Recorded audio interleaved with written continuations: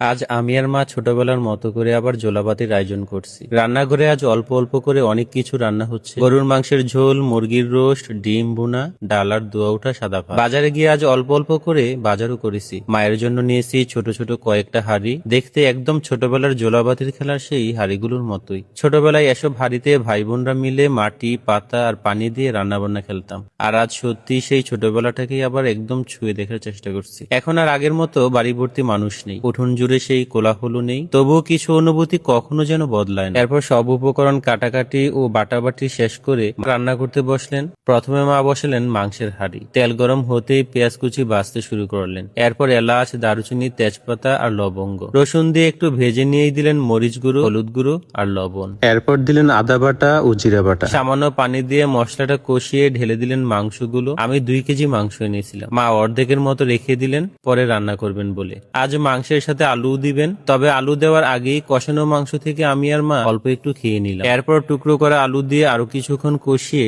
পরিমাণ মতো পানি দিলেন। মাংসের ঝোল ফুটে উঠতেই মা দিলেন ধনিয়া গুঁড়া আর ভাজা জিরা গুঁড়া। ব্যাস, মাংস রান্না একদম প্রস্তুত। এরই ফাঁকে মা মাসকালাই ডালের গুঁড়া পানিতে গুলিয়ে রেখেছিল। আজ ডাল রান্না হবে রুই মাছ দিয়ে। তেলে পেঁয়াজ কুচি ভেজে এলাচ, দারুচিনি, তেজপাতা আর লবঙ্গ দিলেন। এরপর মরিচ গুঁড়ো, হলুদ গুঁড়ো আর লবণ দিয়ে কষিয়ে দিলেন মাছগুলো আর ঢেলে দিলেন গুলে রাখা ডাল। তারপর হাঁড়ি ভরে পানি। ডালটা গাঢ় হতে শুরু করলে মা দিলেন আদা বাটা, জিরা বাটা, এরপর ধনিয়া গুঁড়া আর কাঁচামরিচ। মাসকালাই ডালটা আমাদের নরসিংদীতে খুব জনপ্রিয়। যে কোনো ভালো অনুষ্ঠানেই এই ডাল থাকবেই।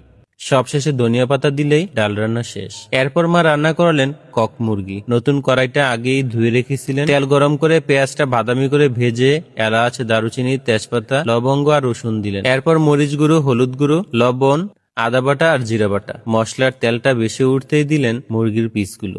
এই রান্নায় খুব বেশি পানি লাগে না, মাংস থেকেই অনেকটা পানি বের হয়। শেষে ধনিয়া গুঁড়া আর জিরা গুঁড়া দিলেই রান্না শেষ। এরপর মা ডিম সিদ্ধ করলেন ডিম ভুনার জন্য। এদিকে জোলাভাতির আয়োজন করতে করতেই আমার অফিসের সময় হয়ে গেছে। আজকের রেসিপিগুলো কেমন লেগেছে এবং কোন রেসিপিটি আপনার সবচেয়ে প্রিয় অবশ্যই কিন্তু কমেন্টে জানাবেন। ভিডিওটি ভালো লাগলে অবশ্যই শেয়ার করে দিবেন। আর বলো তো কি করে তোমার মনেতে আমার মন মিশিল, আর সুখের প্লাবনে মন ভাসলো, কেন এমন করে বুকের ভেতর জাগাও খুশির তুমি বা, কেন একবার না দেখিলে তোমার বাঁচে না পরাণ।